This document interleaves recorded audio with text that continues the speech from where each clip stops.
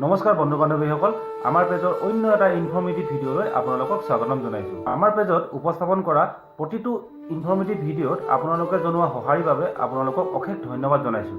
আমাৰ আজিৰ informative ভিডিঅ'টিও train জাৰ্ণিৰ লগতে জড়িত।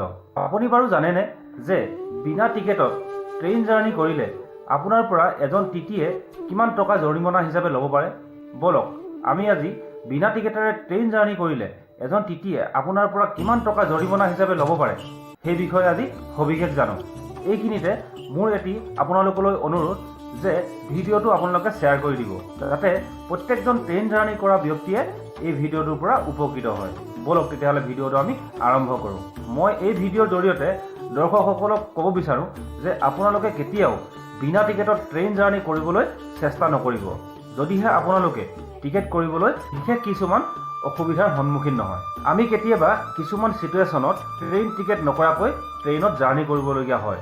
গতিকে সেই সময়ত আপোনালোকে কি কৰিব বা কিমান টকা আপোনালোকে জৰিমনা হিচাপে ভৰিব লাগিব তাৰ বিষয়েহে আজি ভিডিঅ'টোত মই উল্লেখ কৰিম। গতিকে ভিডিঅ'টো আপোনালোকে শেষলৈকে চাব। এতিয়া আমি ইয়াতে দুই ধৰণৰ বিনা টিকেটত ট্ৰেইন জাৰ্ণি কৰা ব্যক্তি লগ পাওঁ। তাৰে প্ৰথম প্ৰকাৰ হৈছে প্লেটফৰ্ম টিকেট কৰি বিনা টিকেটত ট্ৰেইন জাৰ্ণি কৰা, আৰু দ্বিতীয় প্ৰকাৰ হৈছে ট্ৰেইন টিকেট বা প্লেটফৰ্ম টিকেট নকৰাকৈ ট্ৰেইন জাৰ্ণি কৰা। ধৰি লওক আপুনি এটি প্লেটফৰ্ম টিকেট কৰি বিনা টিকেটেৰে এখন ট্ৰেইনৰ শ্লিপাৰ কোচত আপুনি যাত্ৰা কৰি আছে। তেনেতে আপোনাক আহি টিটিজনে ধৰাত পেলালে। সেই সময়ত আপুনি টিটিজনৰ সৈতে সম্পূৰ্ণ সহযোগিতা কৰিব লাগিব, আৰু আপোনাৰ পৰা 138 ৰেলৱে এক্টৰ অনুসৰি আপোনাৰ প্লেটফৰ্ম টিকেটত উল্লেখ থকা ষ্টেচনৰ পৰা আপুনি যিটো ষ্টেচনলৈকে যাত্ৰা কৰিব সেই ষ্টেচনৰ মাজৰ যোনটো ভাড়া, সেই ভাড়াৰ লগত 250 টকা জৰিমনা হিচাপে আপুনি দিব লাগিব। আৰু যদিহে আপুনি প্লেটফৰ্ম টিকেট নাইবা ট্ৰেইন টিকেট নকৰাকৈ এখন ট্ৰেইনৰ শ্লিপাৰ কোচত আপুনি যদি যাত্ৰা কৰে, তেতিয়াহ'লে আপুনি ট্ৰেইনখনে যিটো ষ্টেচনৰ পৰা যাত্ৰা আৰম্ভ কৰিছে আৰু আপুনি যোনটো ষ্টেচনলৈকে যাত্ৰা কৰিব সেই ষ্টেচনৰ মাজৰ যিটো ভাড়াৰ লগত আপুনি 250 টকা জৰিমনা হিচাপে দিব লাগিব।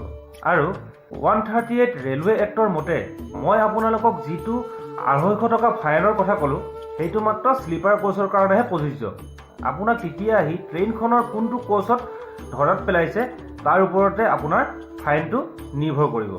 যদি আপুনি এই ভাড়াটোৰ লগতে ফাইনটো দিবলৈ মান্তি নহয়, তেতিয়াহ'লে আপোনাক RPF-ক গতাই দিয়া হয় আৰু আপোনাৰ 6 মাহ পৰ্যন্ত জেল হ'ব পাৰে।